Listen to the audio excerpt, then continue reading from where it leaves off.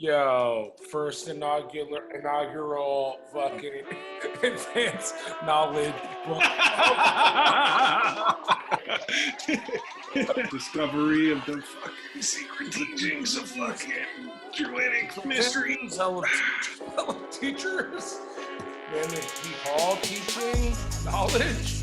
You got good lighting over there, man. Like you're standing right in front of the window or something. True. All right, here we go. Let's get into this thing. So in the introduction, on the first part that I noticed, on literally the very first page of the introduction, I have highlighted here in the beginning of the third paragraph, where it's like the 6 headings under which the disciplines of philosophy are commonly classified. You see that part? Introduction. The 6 headings under which the disciplines. Exactly. Yeah. Then I underlined each one: metaphysics, logic, ethics, psychology, epistemology, and then aesthetics on the other page. Just the different types. Obviously, I was into the logic part, where it says, which deals with the laws governing rational thinking, or as it's been called, the doctrine of fallacies. So I thought that was interesting that he just starts immediately into that. But it was just interesting going through this introduction. He's just talking about basically the history of philosophy. If you go down to the last paragraph, page 5, where it starts the Druidic mysteries of Britain and Gaul, I have underlined that first sentence where it says, the Druids were priests and physicians curing by magnetism and charging amulets with their fluidic influence. I thought that was advanced. Like, they're curing people through magnetism, back in the day. Is it ever?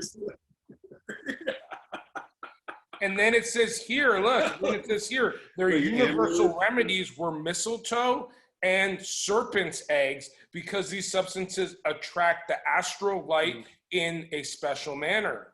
So I thought that was pretty ill. The solemnity with which the mistletoe was cut down drew upon this plant of popular confidence and rendered it powerfully magnetic. So the way they were cutting the mistletoe down was actually making it even more magnetic. And then says here, the progress of magnetism will someday reveal to us the absorbing properties of mistletoe. So he's saying, we don't even know at this point the true magnetic properties of mistletoe and how the Druids were using it. I mean, I thought that part was pretty I highlighted it. I thought it was something to make note of.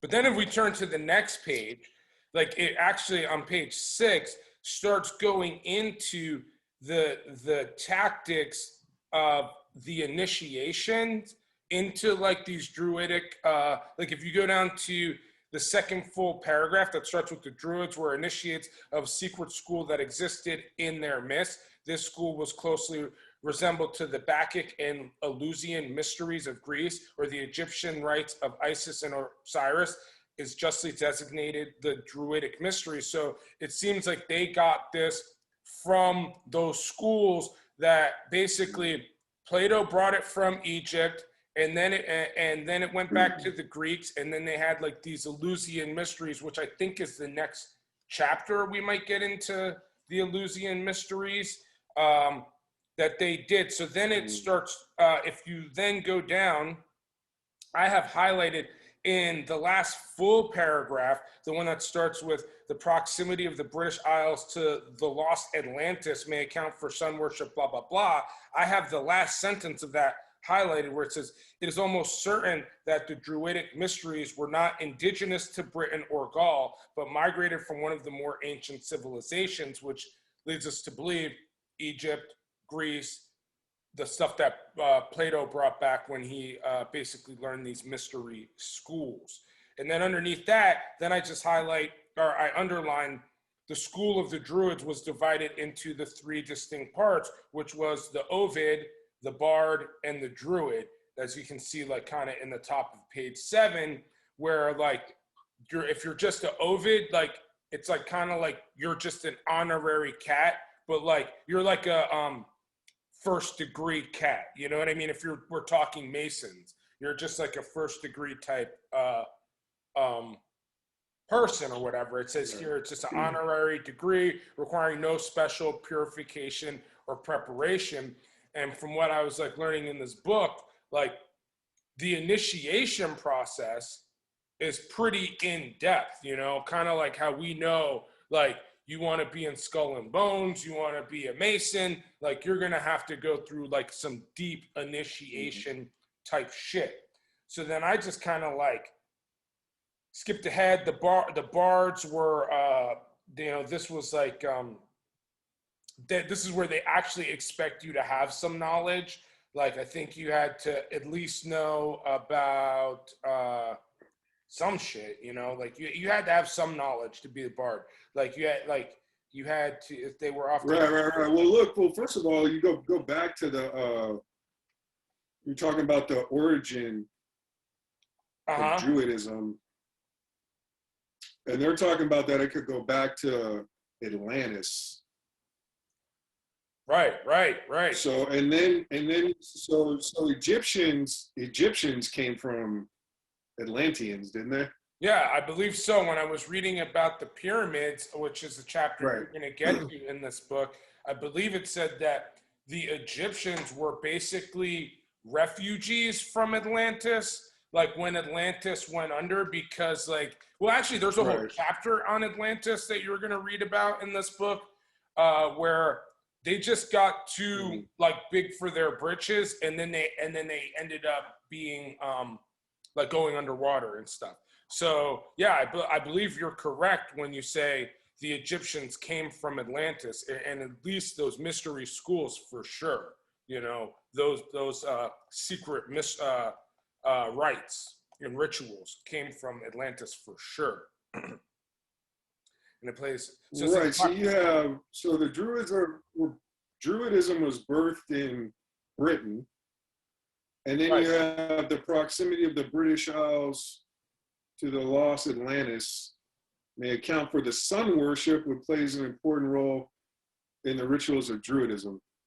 So you see that like all these secret societies, like there's a lot of similarities between the Masonry and the Druidism, that they're sun worship. Oh, for sure. And that they go back to Atlanteans.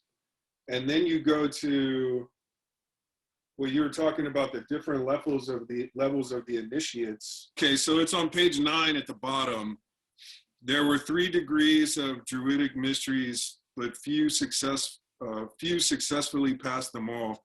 The candidate was buried in a coffin as symbolic of the death of the sun god.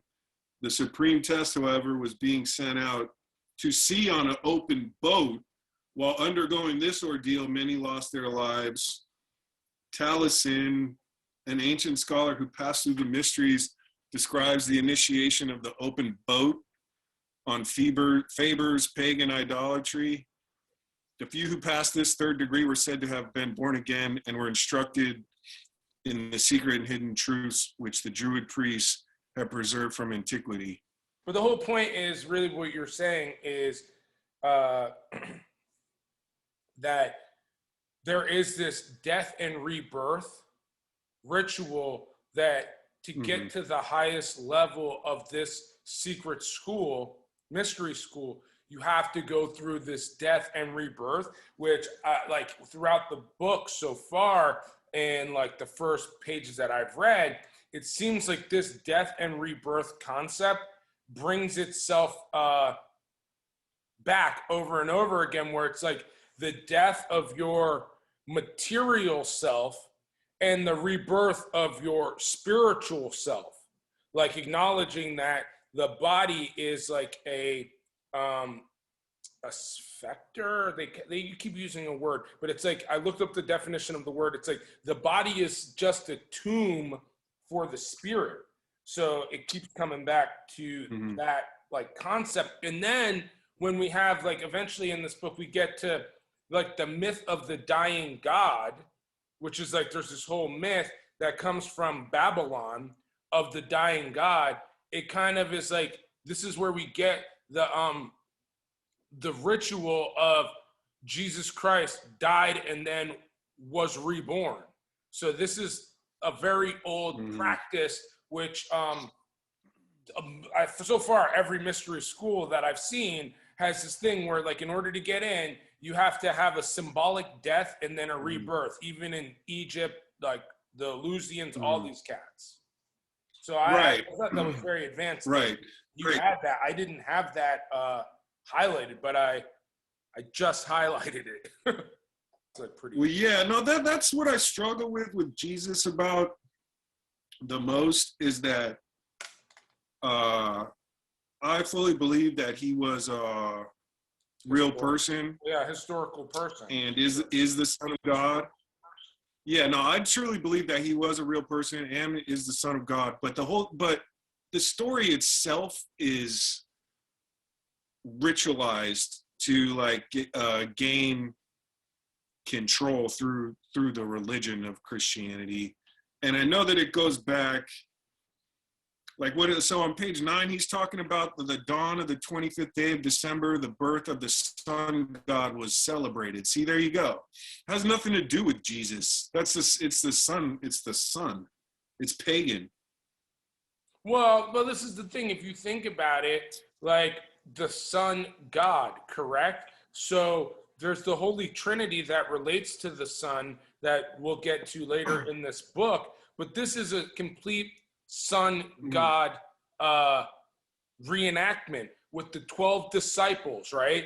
The sun travels through the 12 houses of the zodiac in the sky, right? So it's like this whole thing. Then the sun dies, right? When at nighttime the sun goes, it disappears. So the sun dies. Then in the morning the sun rises again. It's like this whole like almost like solar worship that like all these mystery schools do. So it's like Christianity is borrowing, or at least from what it seems like, has borrowed a lot of these concepts from, like you're saying, the Persians, right? Mithras, they were from Persia, or like from the Egyptians, who eventually borrowed from the Atlanteans, who were the Atlanteans.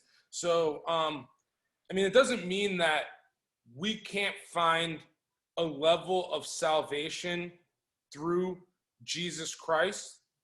However, that doesn't mean that the only, I guess what I'm saying is, I don't know that Jesus Christ is the only method to this spiritual enlightenment and salvation of freeing ourselves from this physical tomb that they say the body is like a tomb, that's like this material world is limiting our spiritual, our spirit, because we're just kind of like stuck in this material world. So I like, from what I'm kind of reading from, Manly Hall, is that there are multiple ways that people reach this level of enlightenment, but it always has to do with a ritual, death, and rebirth and rising. And then they have like all these gods who died and were reborn and then like came back to life. Right. No, totally. No, I agree. I think that's the biggest mystery there is. That's what, like, I'm the most curious about, to see how that correlates truthfully with the ritual and the relationship of the Son to Jesus Christ, and how they link those two together, and how much one is based upon the other, and where the truth lies in between, in that dichotomy. Because I think that's like the biggest secret, don't you? Yeah, I do. Or one of them. It's a big part of it. What's that? Wait, what did you say? Don't you think that's one of the biggest? Biggest things that are most important things to like comprehend in like your search for the truth of the greater. The bigger picture? Well, and also how we truly reach salvation, because like my question is like, I don't know that we can reach salvation going through the church, because the church seems to be a huge control mechanism where it's like, it doesn't seem like they're necessarily I'm trying not to even get concerned with church as a religion. What's that? No, I totally agree with you. Yeah, no, I'm not concerned with religion. I have no interest in religion whatsoever. I'm concerned with spirituality. And I think religion's complete control mechanism. Right, and salvation and freedom and true freedom. Because this is the thing. Like a mind control to get you to first salvation. Right. There's like, think about this. What was the reason for Protestantism in the first place, right? I believe it was because the Catholic Church was allowing people to buy their way into heaven. And Martin Luther was like, you shouldn't be able to just give money to the church and that gets you into heaven. You got to be like a good person, you know? Right. So, you know. Dude, look at the Vatican. Look at the fucking Vatican, dude. Right. Nice. Well, look, okay, so here, but this is something interesting too here. All right, so. Are we still on page 9? Because I want to go up to one more thing. I'm still on page 9 because then he talks about Albert Pike, okay? And then there's reference to who? H-U? Right, the sun god. Which is the sun god from Greece and Egypt, right? And he says, Albert Pike says that the lost word of Masonry is concealed in the name of the Druid god Hu, or Hugh. Right. The meager information extant concerning the secret initiations of the Druid indicates a decided similarity between their mystery school and the schools of Greece and Egypt. Hu, the sun god, was murdered, and after a number of strange ordeals and mystic rituals, was restored to life. Right. So we see this concept of. But isn't that of being murdered over and over again? Life. Right.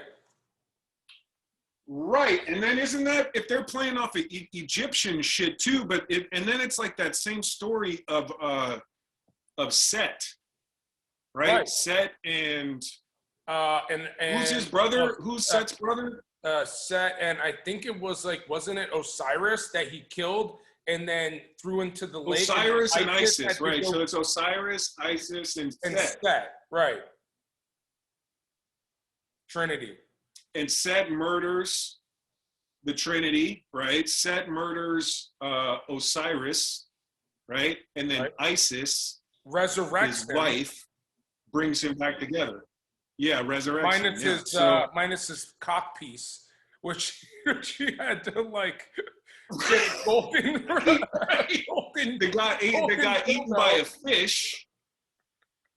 Exactly. The golden dildo that got eaten by a fish. Right. And then is now the obelisk, which is like the center for like every major city in the world. Right? Right. Correct.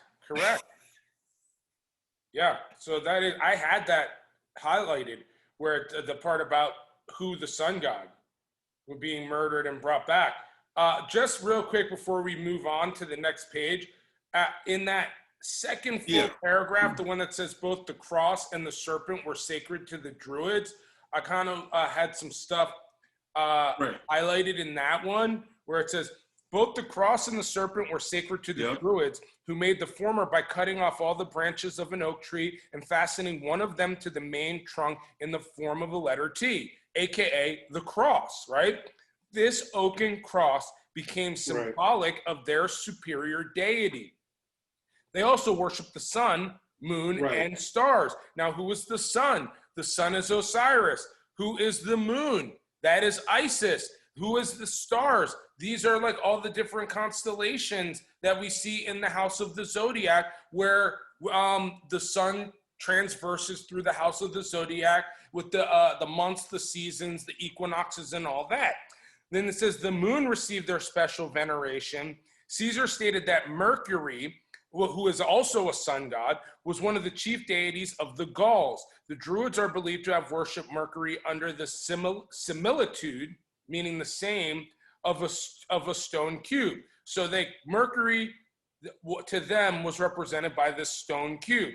They also, and this is the part I liked here, I highlighted, they also had a great veneration for the nature spirits, fairies, gnomes, and undines, which I don't even know what that is, little creatures of the forest, and rivers to whom many offerings were made. So like, there we go. Some Druid shit that I had. Those are interdimensionals though. Which is pretty ill. I think those are interdimensionals. Shit, right. And then you go to the last sentence at the top of the page. The dawn of the 25th day of December, the birth of the sun god was celebrated. So who is it? Is that the resurrection of Osiris? Well, this 25th day is the I believe it's the winter equinox, right? Which is when the right, so it's the rebirth, but right, that's like when I believe winter starts its transition into becoming spring again, right? So that's when the like it died, right. like the sun, I believe. Don't even quote me on this. But like, I think that's when the sun dies at the autumn equinox and then is rebirthed at this winter equinox. And that is the beginning of the sun's rebirth, because that's when it's cold, but it should be starting to get warmer. We're going towards spring, right? That's what I thought December 25th was. And that's why it's called the birth of the sun god, because that is, the sun dies in autumn when all your crops like die, right? And then it starts to rebirth itself on that day, and then moving towards the spring equinox. But don't quote me on that. For sure, don't quote me on that. But yeah, that 25th of December. And then they're saying that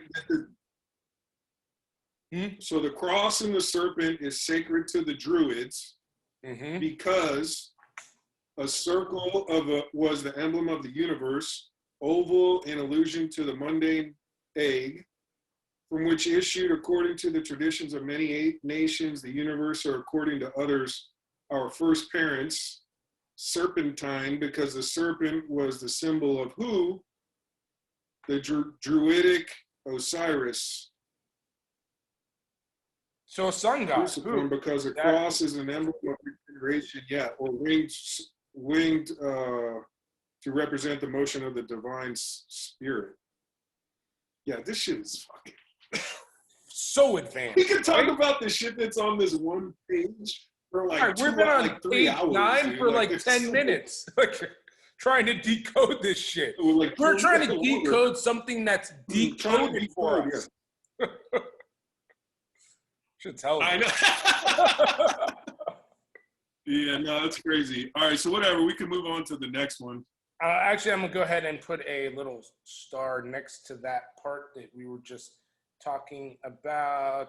The circle was the emblem of the universe. I want to make sure I have that. And then serpent is a symbol of who? All right, let's move on. We're gonna move on to the Rites of Mithras. These folks, the Persian cats, which I feel like these cats are mad old. The Mithras. I literally don't have anything highlighted on page 10 except for the fact that Ormuzd was the spirit of good. Did you have anything on this page? I mean, just because I didn't have anything highlighted doesn't mean that it's not important. Sometimes I just don't highlight stuff because I feel like so much of it is important that I'm just going to end up highlighting the whole thing. So then I don't do it. Right. I mean, it just says in that paragraph, according to the Persians, coexisted in eternity two principles: the spirit of good. And the second was called Ahiraman. The spirit of evil was Right. So that's like duality, fucking above and below. The type shit, dichotomy, good and like, evil. of good and evil. Oh, then I thought this thing was mad advanced, Right. that So, like on page 11, where it starts talking about all the similarities between Christianity and the cult of Mithras towards the end. You see that, where it's like there are many points of resemblance between Christianity and the cult of Mithras. One of the reasons for this is that the Persian mystics invaded Italy during the 1st century after Christ, and the early history of both cults was closely interwoven. And then he goes on to say, the fraternal and democratic spirit of the first communities and their humble origin, the identification of the object and or adoration with light and the sun, the legends of the shepherds with their gifts and adoration, the flood and the ark, the representation and art of the fiery chariot, the drawing of water from the rock, the use of bell and candle, holy water, and communion, the sanctification of Sunday and the 25th of December, the insistence on moral conduct, the emphasis placed on abstinence and self-control, the doctrine of heaven and hell, of primitive revelation, of the mediation of the logos emanating from the divine, the atoning sacrifice, the constant warfare between good and evil, and the final triumph of the former, the immortality of the soul, the last judgment, the resurrection of the flesh, and fiery destruction of the universe. These are some of the resemblances which, whether real or only apparent, enabled Mithraism to prolong its resistance to Christianity. So I guess what they're saying is, like, they didn't have to turn Christian because they're like, nah, like, it's like what I was saying. It's like, no, same. What you guys say, we're saying the same thing. Right, yeah, no, I had that shit highlighted too. And then I remember just thinking after reading this and reading about the Druids, just from this first chapter, and then how they all link back to the Egyptology and basically the same story. That's why, I don't know. I mean, see, so I think all these different philosophies and mystery schools kind of have the same print based on the same principles. For sure. Of sun worship, but that's like from a pagan origin. So what I think kind of happened is, I'm sure it will be further laid out and discussed in this book as we get further, but I truly believe, right, that the universe itself is made up of like good and evil and like pluses and minuses. You know, everything down to the atom is like positive and negative charges. You can't have one without the other. That's like Hegel, and right? then at some like point, everything exists because of its opposite. Right. So you can't have good without evil. You can't have light without dark. You can't have God without the devil. And I believe at some point, Jesus appeared on the earth. I think Jesus was trying to bring up everyone's consciousness and level of enlightenment and vibration. But at some point, his teachings and his ethos, you know, I think he got hijacked. Right, but the thing is, like, when people try to awaken too many people, eventually those people who are occulting the knowledge, meaning they're hiding the knowledge, they have to take you out. You know, they can't just allow you to like be like telling everyone. You have to take control. Yeah, the death cult. So I think that at some point, whether it be Council of Nicaea or like Constantine the Romans, you know, before they published the first King James Bible, took Jesus and fucking inverted it into Christianity, and then based Christianity off of these pagan sun worship rituals. and then use that as a form of mind control to keep people at a primitive level,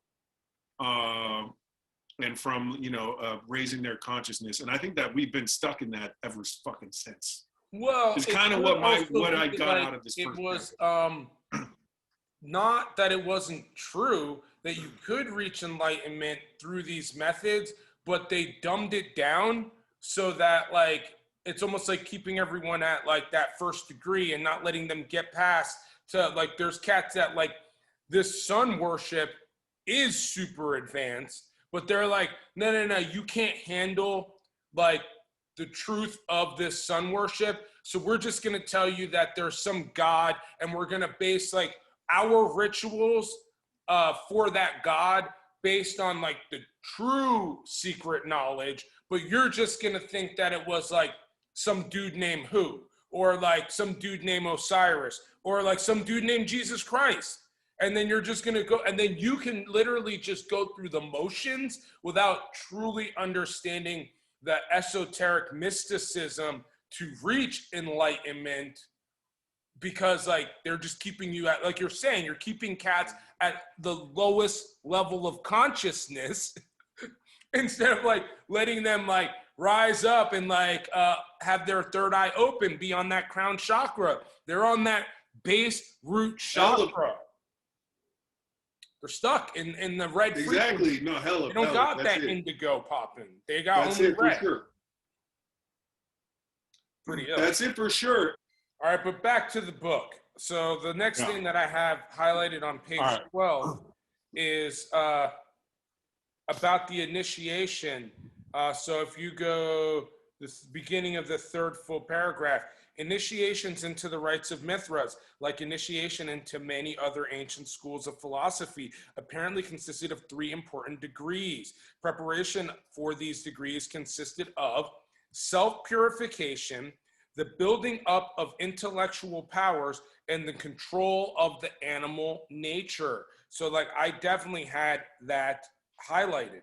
So, and as you keep going through, you're like, hey, like the first one is, in the first degree, the candidate was given a crown upon the point of a sword and instructed in the mysteries of Mithras' hidden power. In the second degree, he was given the armor of intelligence and purity and sent into the darkness of subterranean pits to fight the beasts of lust, passion, and degeneracy. In the third degree, he was given a cape on which were drawn or woven the signs of the zodiac and other astronomical symbols. After his initiations were over, he was hailed as one who had risen from the dead, was instructed in the secret teachings of the Persian mystics, and became a full-fledged member of the order. Candidates who successfully passed the Mithraic initiations were called lions and were marked upon their foreheads with the Egyptian cross. Mithras himself is often pictured with the head of a lion and 2 pairs of wings. Throughout the entire ritual were repeated references to the birth of Mithras as the sun god, his sacrifice for man, his death that men might have eternal life, and lastly, his resurrection and the saving of all humanity was his intercession before the throne of Ormuz, who is that god of goodness. So here we go again. The death, the rebirth, all that sort of stuff just keeps bringing itself to light over and over and over again. And I think true knowledge, wisdom, and understanding is to truly conceptualize and grasp the esoteric meaning for this death and rebirth, you know, because like everyone's using it. So everything's like based off of that shit. Exactly. Yeah. Exactly. So did you have anything? Yeah, no, that shit's ill. That's what I thought. With the Druids, like I think you were, you had the Druids and the Mithras switched up. That's the cape where they send you into the subterranean layer and all that sort of stuff, and then you get the cape with the zodiac on it. I feel like I should make a cape with the zodiac on it. And then Imagine being at a rave when I'm with, doing like, like an the ill Lorian fucking- shows. I would be ill. Imagine like being at Burning Man or like an ill ass rave. That Right. for Burning Man, that would be ill as fuck to be. Cape with the Be zodiac. that cat. Be the fucking. What a if lion? you were What are at you? I'm a Burning lion. Man I'm and a you were fucking- like I'm a running people through a death and rebirth ritual at Burning Man?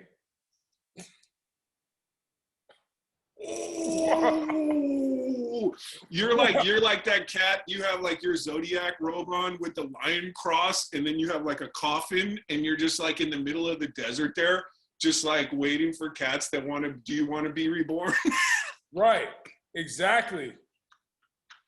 Default, but and then you think Wow. about it, it's like As a think higher about, level of Burning Man. It's like you're in Burning Man or you're in default world. It's like the two levels again. There's like the material physical world, and then there's like the more higher level spiritual world.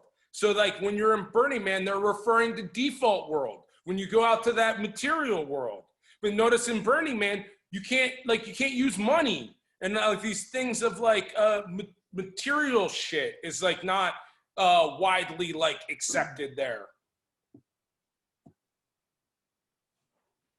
Word. Yeah, no, yeah. I highlighted everything you read there. Yeah, that was advanced. In the present world, they say good and evil are so exactly balanced that the man has the utmost freedom to be able to choose or reject either. It says here. Then I have also, it says here, I have underlined the reference to the lion and the grip of the lion's paw in the Master Mason's degree have strong Mithraic tinge and may have easily have originated from this cult. And then it says here, a ladder of 7 rungs appeared in the Mithraic initiation. Faber is of the opinion, who this is the guy talking about it, that this ladder was originally a pyramid of 7 steps. And then I have this highlighted. It is possible that the Masonic ladder with 7 rungs had its origin in the Mithraic symbol. So that's the last thing that page 13 that I had highlighted for the chapter. But pretty right. Yeah, and I had that shit highlighted too. Yeah. So yeah, this cult is another excellent example of those secret societies whose legends are largely symbolic representations of the sun and his journey through the houses of the heavens. Mithras rising from a stone is merely the sun rising over the horizon, or as the ancients supposed, out of the horizon at the vernal equinox. Yeah, no, and yeah, that fucking lion's paw shit, I know that's a huge Masonic symbol, is the fucking lion's paw. Yeah, for sure. We got one more. I think basically all these going to cut us off. So I just want to say, you've now just been with Jacko and Mayu going over chapter 1 from this book right here, The Secret Teachings of All Ages from Manly P. Hall. Thank you for tuning into this knowledge. Jack, thank you for reading that chapter and giving mad interpretation, knowledge, and like your take on it. Yo, get this book, people. Get this book.